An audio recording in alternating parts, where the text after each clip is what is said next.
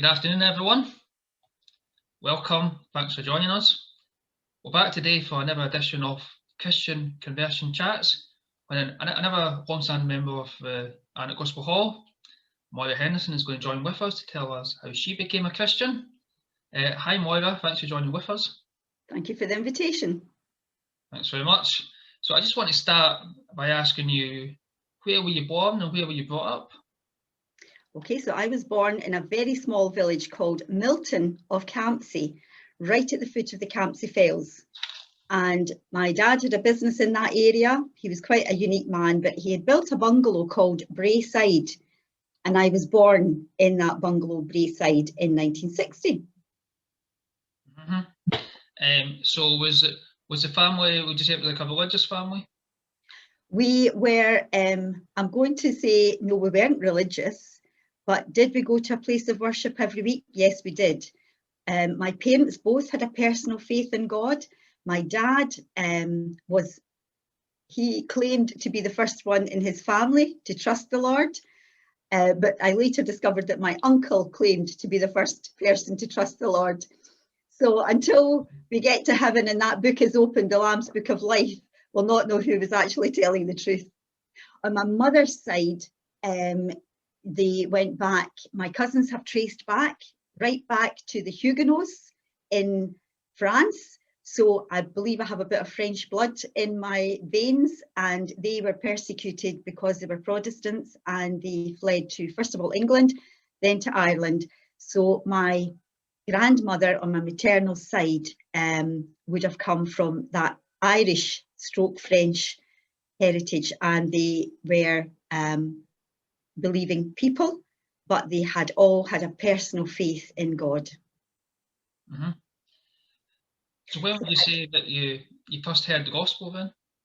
Well, I was taken probably from a babe in arms along to the Gospel Hall in Kirkintilloch, and my parents were very at home there. The church was an extension of our family, so the older people in the church, we would have called them aunt and uncle, and but for some reason the very old people, we called them Mrs. So it was Mrs. Lang and Mrs. Snedden were two widow ladies, and Mrs. Bell, who were widow ladies who were in the assembly, and we had a very close relationship with them.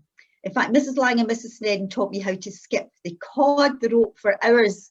I wasn't very good at it, and they cawed the rope for hours and taught me how to skip. So my older brother, I was a late baby, so my mum had my brother Andrew. They were married just after the war, and their first home was a railway carriage, a converted railway carriage.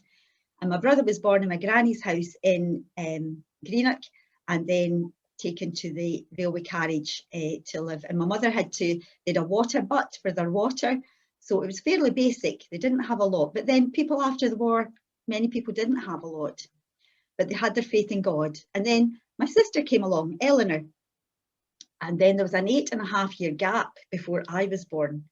So I was a wee bit of a shock, I think. I'm not sure. My mum said it wasn't an accident, but probably a shock to my brother and my sister. I'm the baby of the family. And my granny Miller, this time she was in Kilbarchan, and she was 80 when I was born, and she got 2 buses, one into Glasgow and then one out to Milton of Campsie to help my mum after I was born.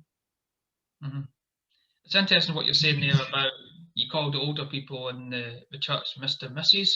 When I came to be young, we called older people auntie and uncle, even though we're not like a real auntie and uncle. Well, it was the strangest thing, because there were Aunt Nan Robertson, Uncle David Robertson.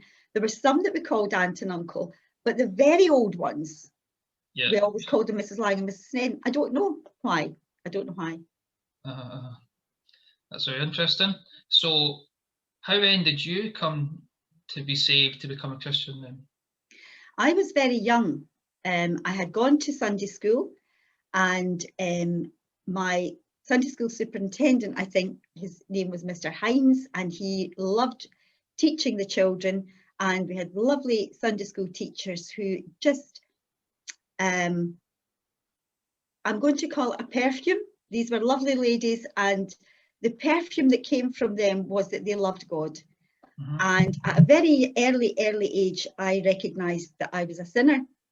And I can remember standing in the corner shop, it would have been the post office and corner shop in Milton of Campsie, and there was a book sitting up on the shelf, and it had a lovely tartan cover. And it was a cartoon book.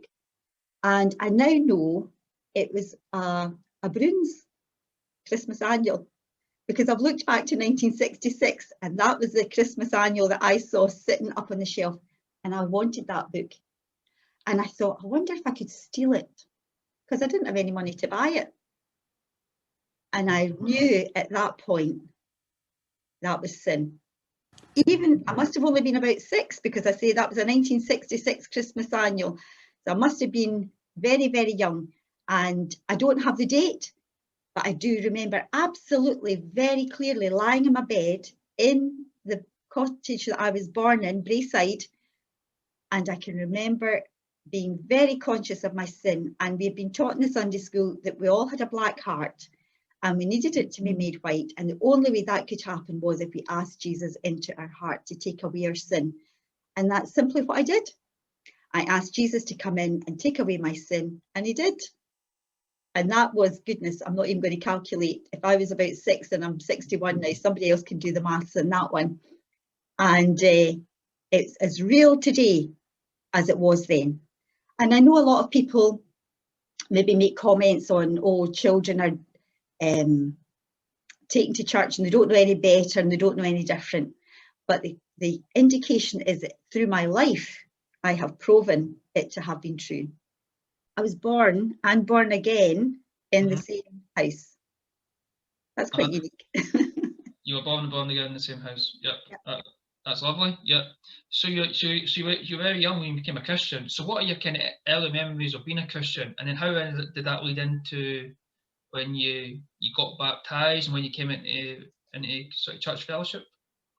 So not very long after that, my dad had a factory in Cambuslang. He made concrete paving slabs. So not very long after that, we moved to Cambuslang and moved to a different church called West Coast Evangelical Church. And again, we had lots of lovely Sunday school teachers, and we had the adventurers class on a Wednesday night. And I had lots of friends and we used to play together, and just church was a place I just loved to be because it was a comfortable place to be. It was a happy place to be. And I can remember even as a child, in fact, my mum kept my news book. You had a news jotter and you had to write in your news jotter. And I always tried to write something on a Monday about what had been said at the church on the Sunday. So I had written in my news jotter, we had a gentleman for supper last night. He had been speaking at our meeting. And he was telling us that we all needed to be saved. And I told him that I was saved. And he said that was a good thing to do. And so even as a very early child, I wanted to tell people about the good news of salvation. And that's perfectly normal, is it not?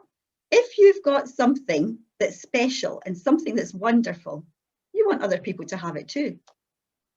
So we were in Cambuslang for a short time, actually, but again, relationships and friendships that were built then have lasted all my life, and I'm still in touch with a lot of people from that assembly in Cambuslang.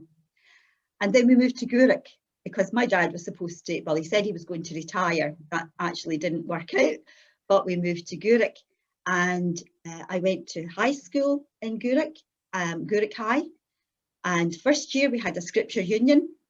And the teacher, Billy Paul, was excellent, but then he was moving schools and there was no other Christian teacher in the school.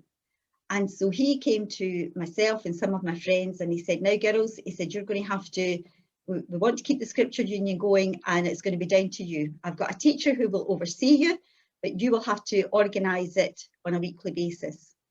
And so from second year at school, my friends and I would book speakers to come to in an afternoon to preach the gospel, basically. And sometimes we would have just choruses and things. But out of a school, the school I think was about 400, wasn't a big school, and crammed into a classroom one lunchtime every week, we would have between 50 and 70, and one time we actually had over 100. So that's a quarter of the school came to the Scripture Union.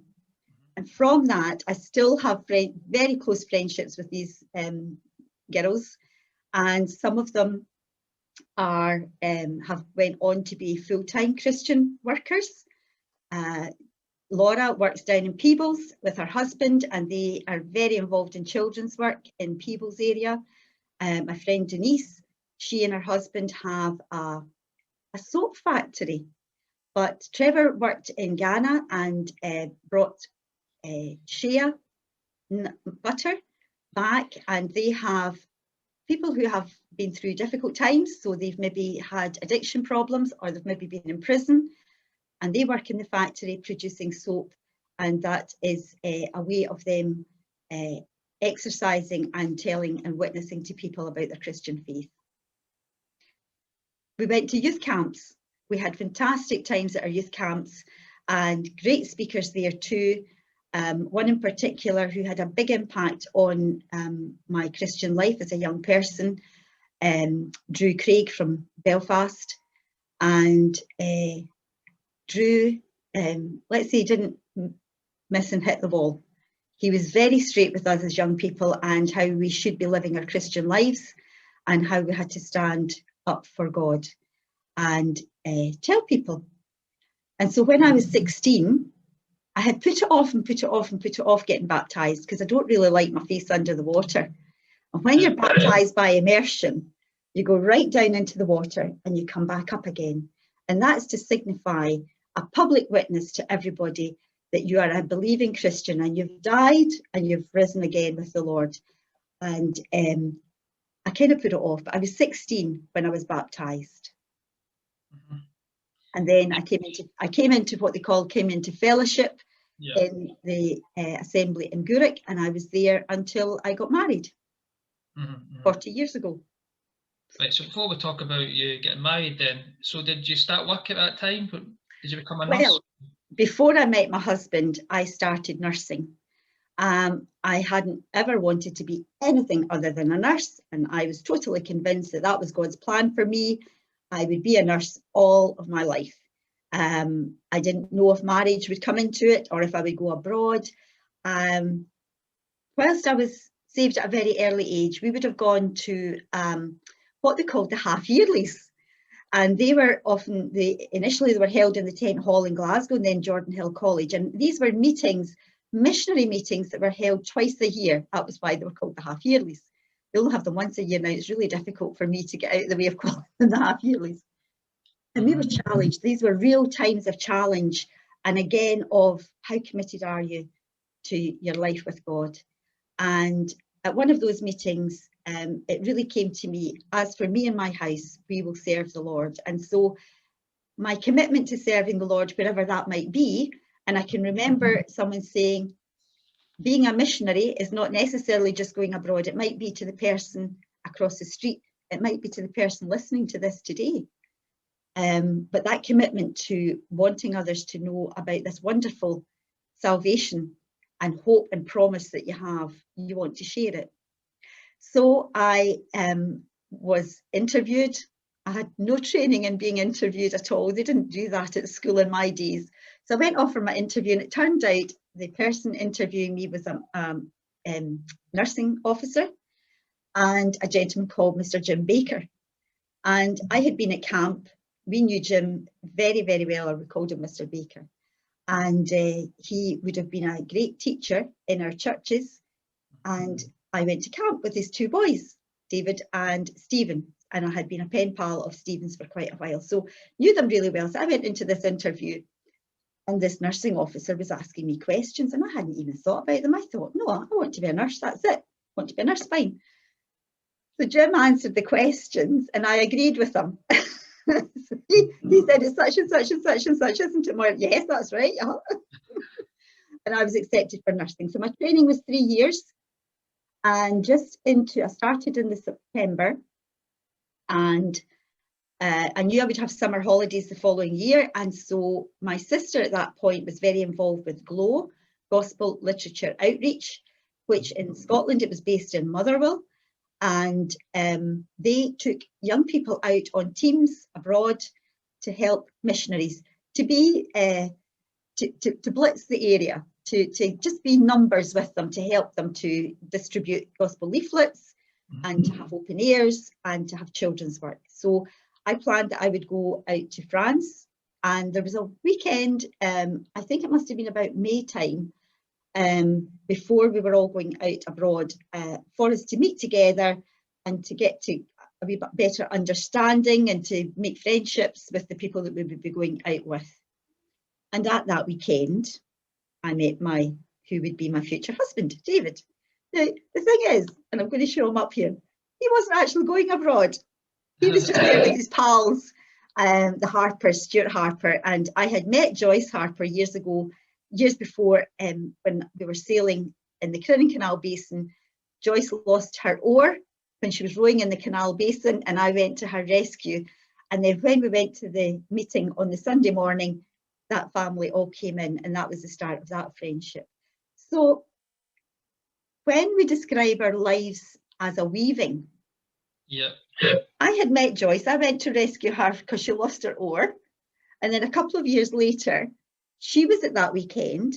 So she was one of the very few people I actually knew. So I kind of hung on to her. But then her older brother was friends with David. And that was how it all came about.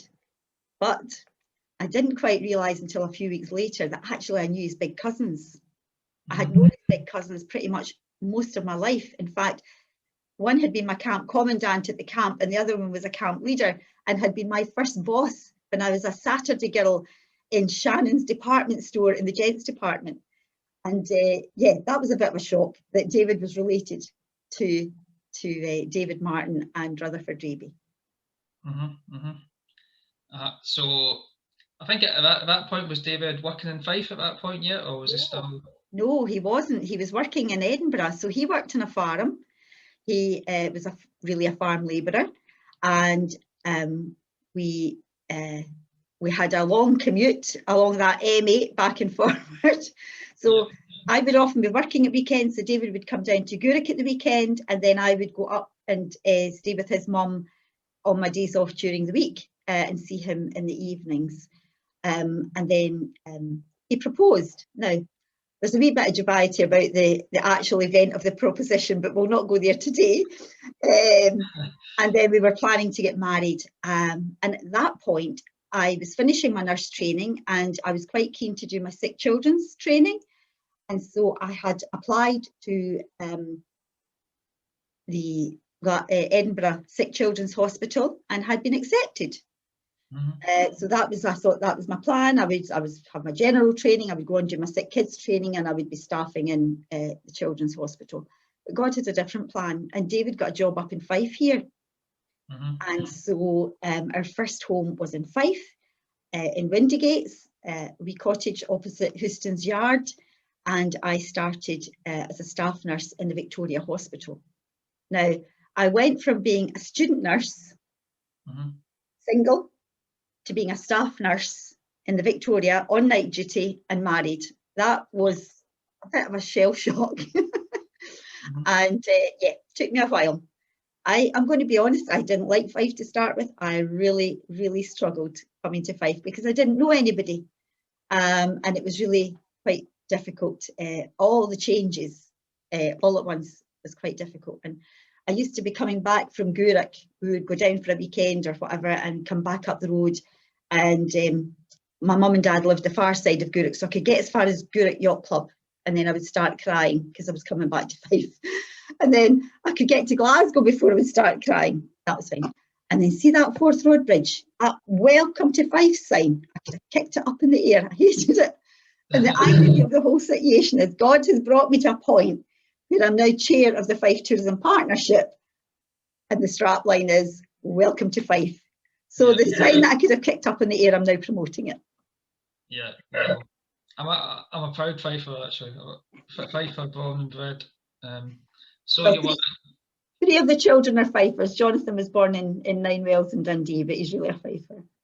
Yeah. So we then went on to have Ruth, and I went back nursing after I had Ruth for a short time, And then when I was having Paul, it wasn't worth trying to pay for childcare and to work. So I gave up nursing at that point.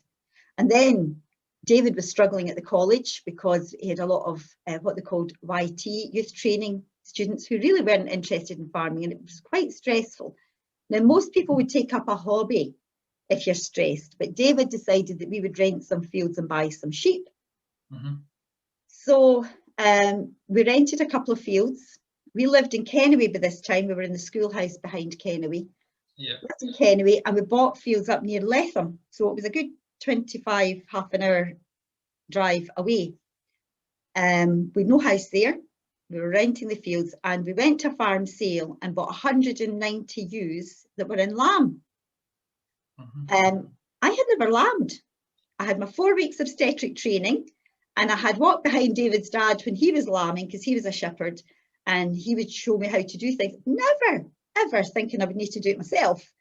And so there we were. We had 2 children. Ruth was just about almost 3, and Paul was 6 months old. We got an old touring caravan, and we put it in the shed. No disposable nappies, toweling nappies, and 190 ewes to lamb. No mobile phones. The nearest phone box was 3 miles away. No Google. No YouTube videos to show me what to do. And it was a very steep learning curve. There was a lot of tears shed, a lot of frustration. And if you want to know more about that wee story, you'll need to, we'll send you a copy of my book, and you can read about the antics of the lambing years. Then we heard about Ring Farm being on the market, and we were very interested in it, but we had to sell the flock of sheep to get the deposit for to buy Ring Farm. And we prayed about it. We said, Lord, we don't want it if it's not your will for us to move there. And we put in quite a low offer, and we got it. And one of the conditions that we put was that we would have 6 months to sell our own house. Now, we'd been actually trying to sell our house in Kennoway, and we then discovered 3 months into it, when we had not one interest, that the people who were advertising our house had their own picture. It was the wrong house that they were showing. So that was a bit of a shock, and we just had no interest in the house at all. Now, it's possibly understandable, because interest rates at that point were, I think, about 15%. And so there wasn't a lot of movement, but we came to the point, we were near the end of the 6 months before we had to pay for the farm. And David had an appointment with the bank manager. He had to go and see this bank manager. Now, you can imagine with 2 wee children, it's not easy keeping your house tidy, thinking somebody's going to come and see your house. I had kind of given up, to be honest with you. And this morning, the day before David was to go and see the bank manager, my doorbell rang, and I went to the doorbell, opened the door, and this lady said, I'm here to buy your house. Well, you could have knocked me over with a feather. She hadn't even seen in the house. And I was thankful, because it was a bit of a tip.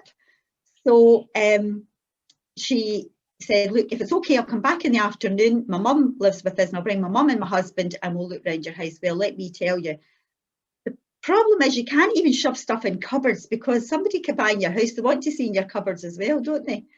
But anyway, we managed to get tidied up, and the lady came. We had no mobile phones. I couldn't get in touch with David. I couldn't even tell David that there's somebody interested in the house.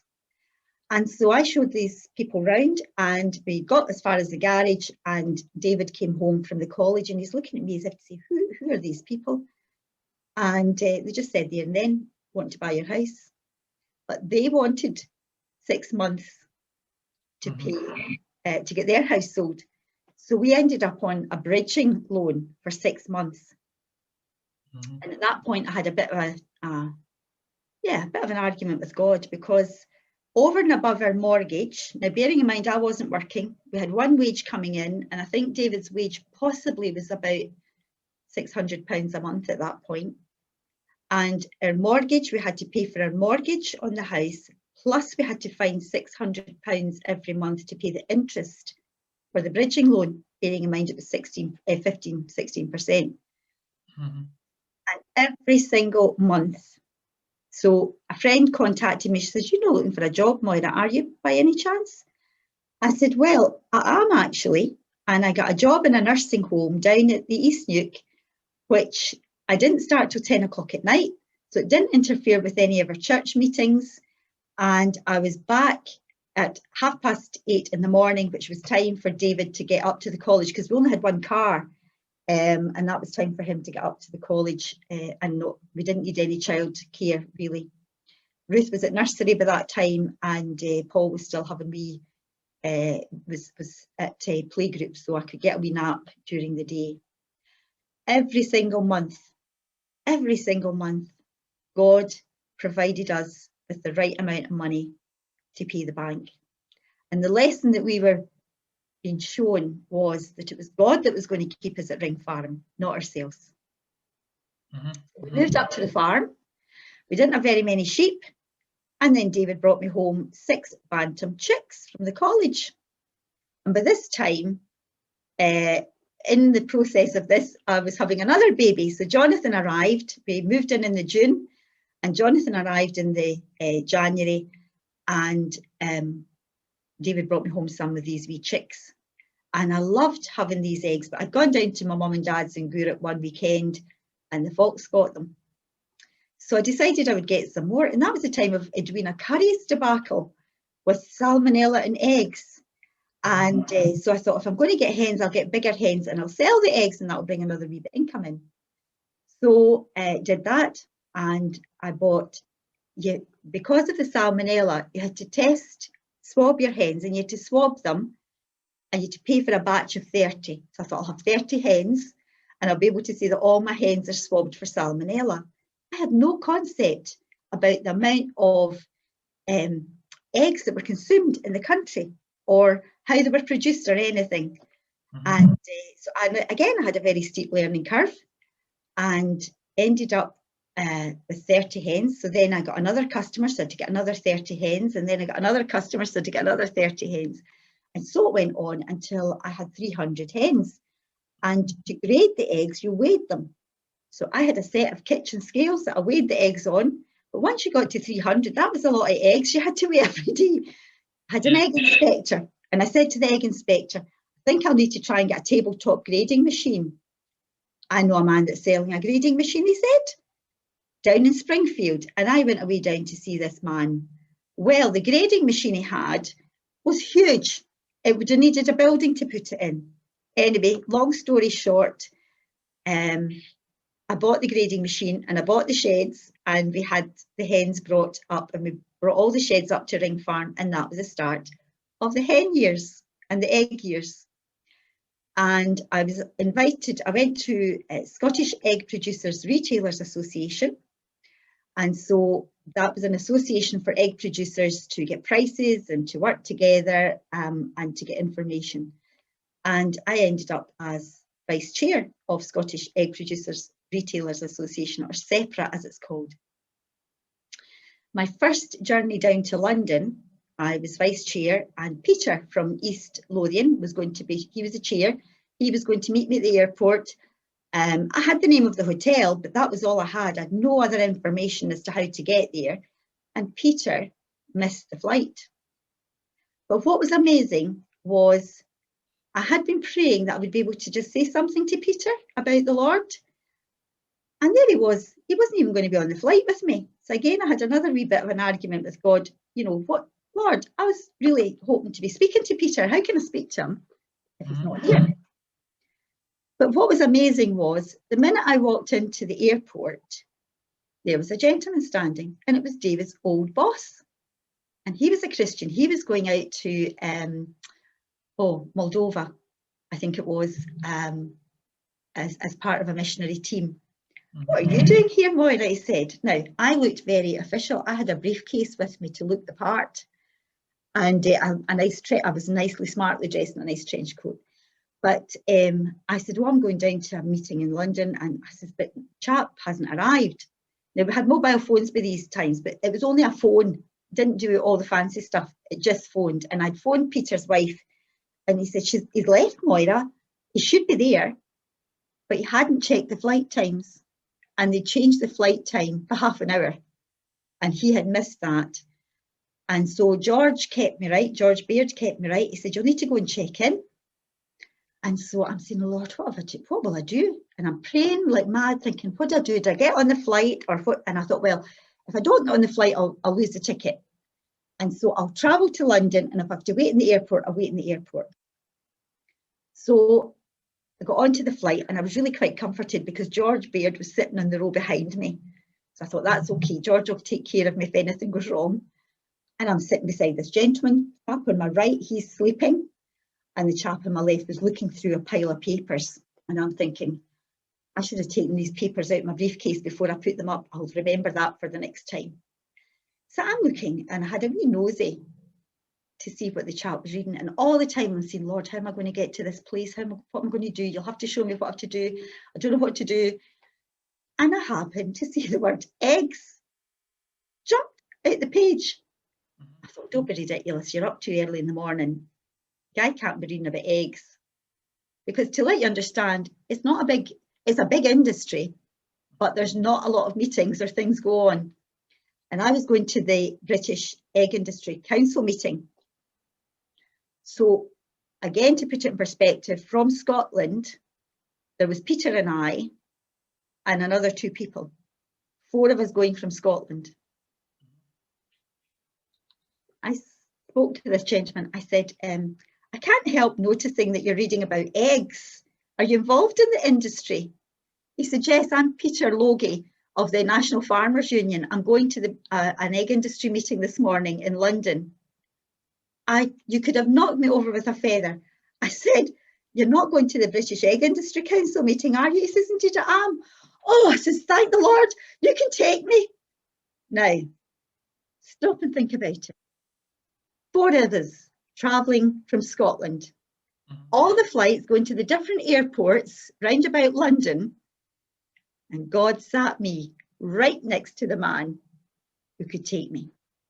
He said, we're meeting somebody off the Aberdeen flight. Is that okay? I said, that's absolutely fine. I'm tied to you now. You're going to have to just take me with you. So we waited, and it was a chap called Peter Chapman who came off the Aberdeen flight. And Peter Logie said, you'll never guess, Peter. Peter Calder missed the flight, and Moira was sitting right on the seat right next to me on the flight. What do you make of that? And Peter Chapman said, that was a miracle. And I said, I've got the God of miracles looking after me, and he knew I couldn't handle getting from the airport to this meeting. They put me beside Peter. But not only that, we went to the meeting. The men were all standing talking. It was mostly men. And Peter Calder was apologising, and Peter Chapman said, it's okay, Moira's got the God of miracles looking after her. You don't need to worry about her. So where I had thought I would like to try and share something with Peter Calder, the whole of that meeting heard that I was a believer and I had the God of miracles looking after me. So I didn't have to nail my colours to the mast. They were nailed there for me. And from that point on, these guys knew that I was a believer and that I did things in an upright way, and that was it. No, that's here. How God was at work and the God of miracles. So it might actually be good to move to this point to move from eggs, because I understand you're not doing that now, but you're moving more into holiday accommodation. Is that right? Yes. So we worked with the eggs for a number of years. I'm going to tell you one more story about the eggs because it was another miracle. I had said that when I started in the egg industry, we started with when Edwina Curry and the salmonella debacle. Well, they wanted to retest for salmonella, and by this time I was chair of Scottish egg producers, and the way they were going to do the testing was quite bizarre. They wanted to do it the way they'd done it before, which wasn't particularly well done, and so could alter the results. So we fought, and I went to various meetings, and I quoted from Proverbs, the book of Proverbs, in some of these meetings with the Food Standards Agency. And we were finally agreed. They gave us a meeting with the chief executive, not the chief executive, but the person who was dealing with the protocol for the salmonella testing. the day before the salmonella testing started. So it was really the 11th hour, absolutely the 11th hour. And I went into that meeting armed with my Proverbs and with God on my side. And it was like a David and Goliath situation, because the Food Standards Agency are answerable to no one, not even government. They are a complete body who have control over what they do. And our concern was that there was going to be a food scare, another food scare, and the industry would suffer, and more importantly, the consumers would suffer. And so we had been praying that something would change. And I came out of that meeting. The chap I met, the chap I met wasn't the man I should have met. He had been promoted, and this other gentleman was brought onto the seat to meet me. And he said, well, what are your concerns? And I said, well, I'm concerned that we have a food scare, and that because eggs are an affordable source of protein, the consumer is going to suffer, and also industry will suffer, and families will suffer within industry. That's my concerns. And he said, well, our job is the consumer. We have the consumer at heart, so let's see where we can do business. And we got 5 points, significant points changed at that meeting. And one of them was that they would test the shell of the egg and the contents of the egg before reporting any finds of salmonella. And later on that year, it was going to take quite a while to do this. There were, I think it was 27,500 eggs throughout the UK were tested. And during that time, Scottish industry, egg industry, had a dinner every year, the egg dinner, they called it. We didn't have eggs, but we had egg dinner. And at that, there was a cup presented to somebody who had made a significant difference. And it's a bit like the old, this is your life, you don't know you're getting it until you're presented with the red book. And at this egg dinner, I had no idea I was going to be presented with the Howie Surgeoner Cup for that year. I was the first woman to be presented with it. I thought it was old codgers that got it up until that point.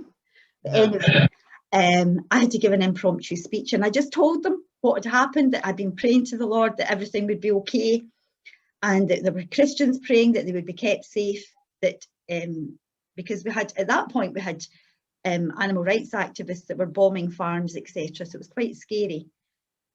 And I can remember saying, wouldn't it be wonderful if there was no salmonella found either in or on any Scottish eggs?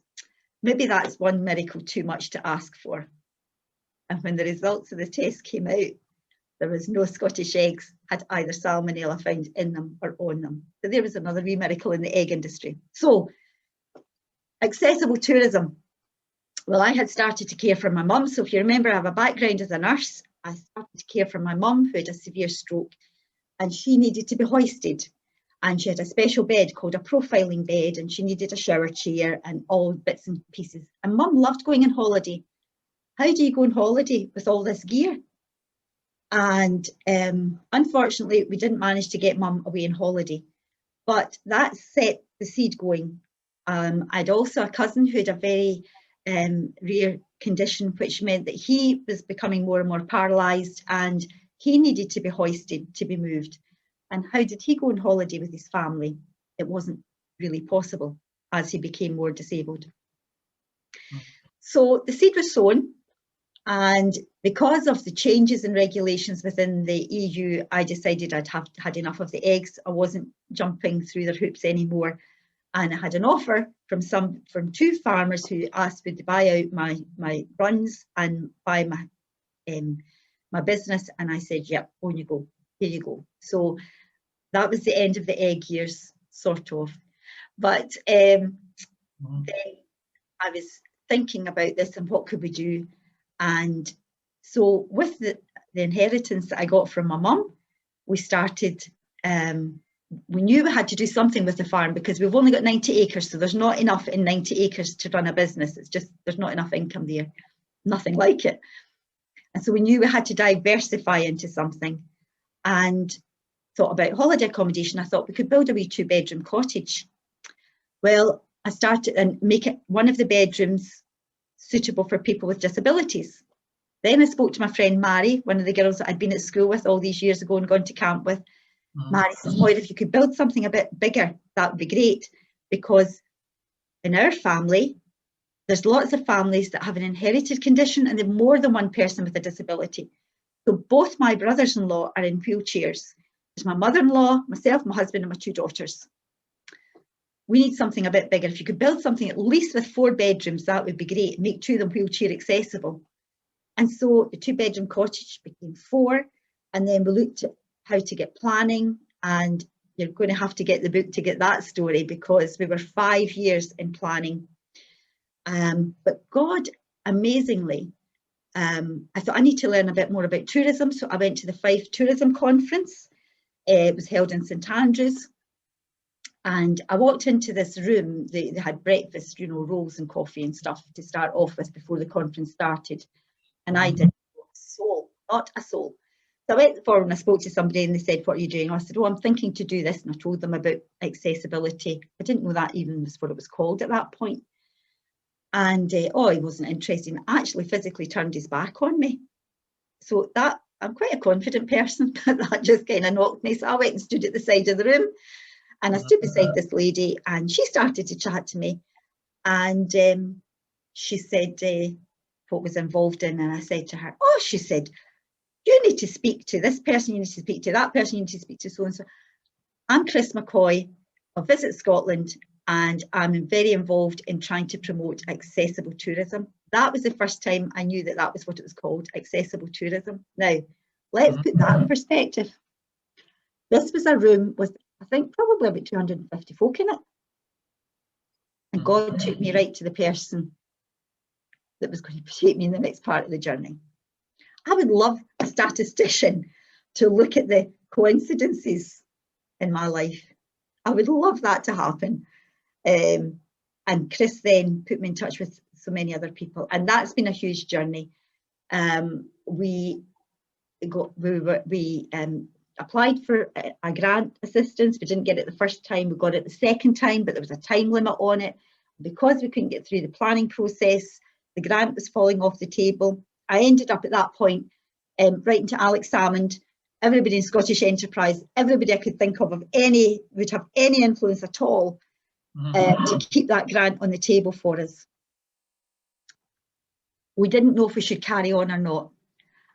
And on a particular day, a letter dropped through onto my doormat to say that if we could jump through this hoop, this hoop, this hoop, this hoop, and this hoop, they would keep the grant on the table for us to such and such a point. The very same day, we had discovered that half an acre of our ground, we didn't know it was ours. We thought it was our neighbours. But somewhere along the line, somebody put the boundary fence up in the wrong place. And when they had gone to try and sell their property, they discovered that the boundary was in the wrong place. And they had got planning permission and subsequently provisionally sold their property. But half an acre of it, the road in, effectively, wasn't theirs. So the planning was null and void. And would we sell that half acre back to them? So we sold the half acre. The day the grant money came in, the grant was still on the table, we sold half an acre of ground to pay for the architects to redesign what we now call the Rings Cottage. And there's too many stories, too many stories. I'll tell you one. Yeah. We got as far as putting the windows in, and we were putting the windows in, and I was standing and I had a real wobbly because I thought, this is, I mean, I was signing checks for big amounts of money and I had never done it before, and I was scared witless. And I thought, Lord, is anybody going to come to this place? Are we going to be able to pay the mortgage? What's going to happen here? So even although he'd shown me all these ways that he'd provided, I still had my doubts. My phone pinged. An email came in from a lady saying she wanted to come and stay in October of the following year. So we were October 2015 and she wanted to come October 2016. And I said, but we're not built yet. And she sent me a message back saying, you'll be ready for us. And I sent back and said, you don't know the journey I've had. I've been 5 years trying to build this and 5 years before that thinking about it. I don't want to take a booking if I'm not going to be sure I can take you? And she sent back again, you'll be ready for us. So I got a relationship going with this lady. Daughter was severely disabled, but she took her everywhere on holiday. No boundaries, took them everywhere. And I said to her, because I'd started to write the book by this time, that's another wee story. So I started to write the book, and I said, Tony Ann, if I send you this book, would you read it? And if it makes sense to you, it'll make sense to others. And she said, yeah, send it out.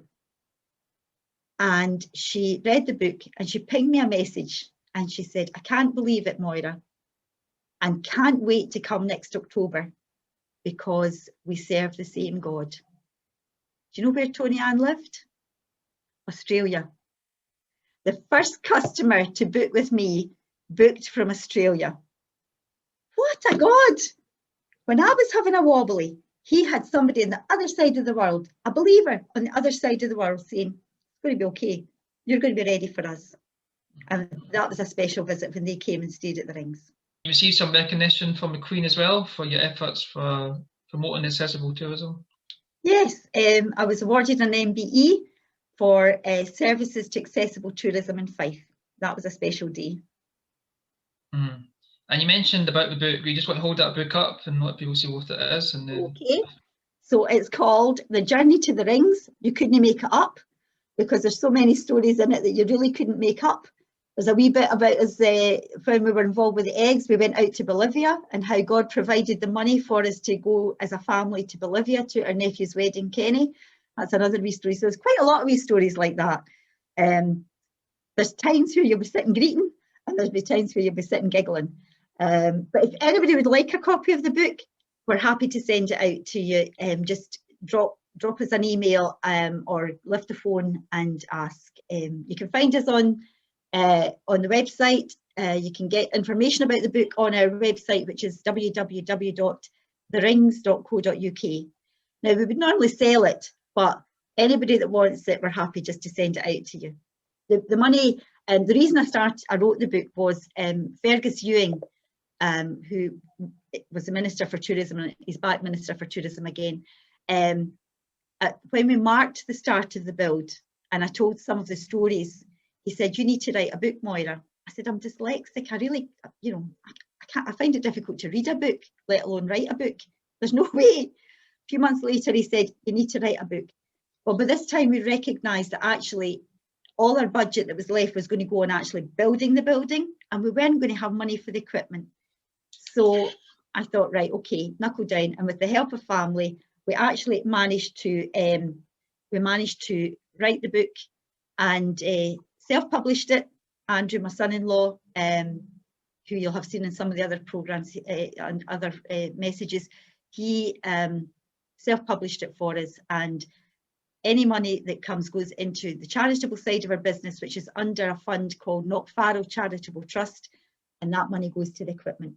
We're building glamping cabins now for autism, ADHD and challenging behaviour. It's for everybody. What we say is you don't have to break a leg to come to the Rings, but we're building a play barn, and the fund, the charity fund, is going for things for the play barn now.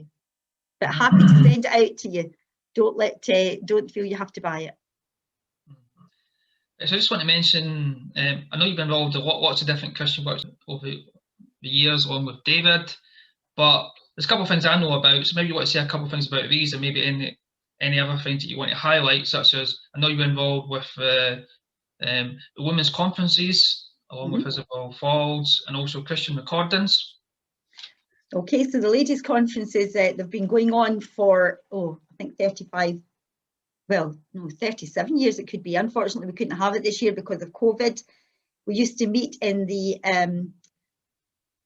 Crieff Hydro Hotel, and then in Peebles Hydro, and over the last number of years we've been meeting at Keevil House Hotel. At its heyday, there were 400 odd ladies used to come and gather, and those again were special times of fellowship and meeting together with other ladies.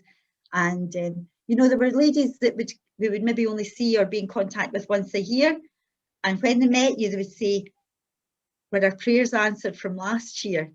And what do you need us to pray for this year? That's a great encouragement to a young Christian woman who's involved in things. And I was very involved in, I've been more involved with people with problems and difficulties, and they would often come and stay at Ring Farm as a place of refuge, shall we say.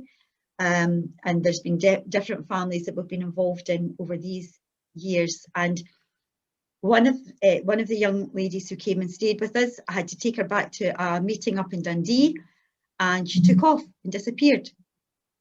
How do you find somebody in Dundee who want to be found? And I phoned one of the ladies on the committee that was on with the ladies' weekend, and I said, please, you need to pray that I find her. You know, needle in a haystack didn't even start to cope with, you know, to describe it. And I was praying and praying, Lord, where is she? Where is she? Tell me where she is.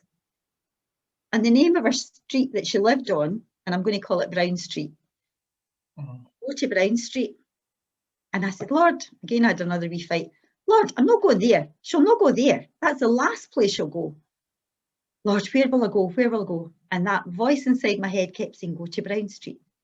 Go to Brown Street. And eventually I said, okay, I'll go to Brown Street. And I drove to Brown Street. And there she was walking up the street, and talked to her and managed to get her to come back to the farm for safety. There's lots of stories like that. God is real. God is able, and God provides for your needs. Christian recordings, we got involved with Christian recordings. We send out 2 CDs free of charge to whoever would want them. So there've been a special blessing during this time of lockdown when people can't get out and about. But initially it was more for people who couldn't get out and about, but lots of people get them. They like to listen to them in the car. And we send them abroad to missionaries, more so now through a kind of Dropbox link, so that they can pick them up there. I mean, the internet and technology has moved to such a degree, it makes life easier, but the post was getting really quite expensive. But again, we've never been in need for Christian recordings. Gifts come in, enable us to send these out free of charge. So again, if anybody's interested in getting the CDs, it's some Christian music, different types of Christian music, and a short gospel message on one and a wee teaching message on the other, encouragement on the other. Well, thanks very much, Moira, for telling us your story of the God of miracles and the differences really made in your life. You've been a Christian all this time, and has God ever let you down? Never. I have let him down often, but he has never let me down. And when I look back in my life, I thought I would be a nurse. My mum thought I would marry a doctor and move out abroad and be a missionary in a medical station, but God had a different plan. And boy, could you have made it up? I could never have made my life up. And yes, for those who are, you know, I'm looking because you look here, right? Okay, and you can see me sitting in what looks like a nice tidy room, okay? Just hold on a wee minute.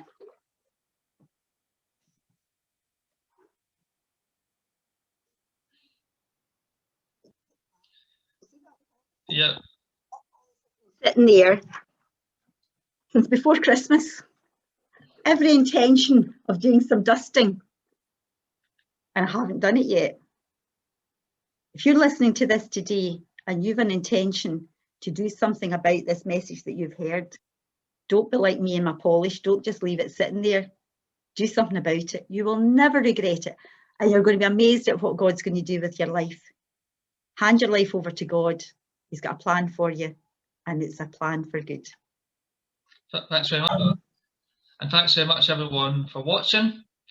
Like Moira says, if you have any questions, just get in touch with us on our Facebook page. If you want the book, get in touch with us, and we'll get back in touch with you there. Thanks very much for watching, and we'll be back next week with another episode of Christian Conversion Chats. Thanks very much. Bye-bye.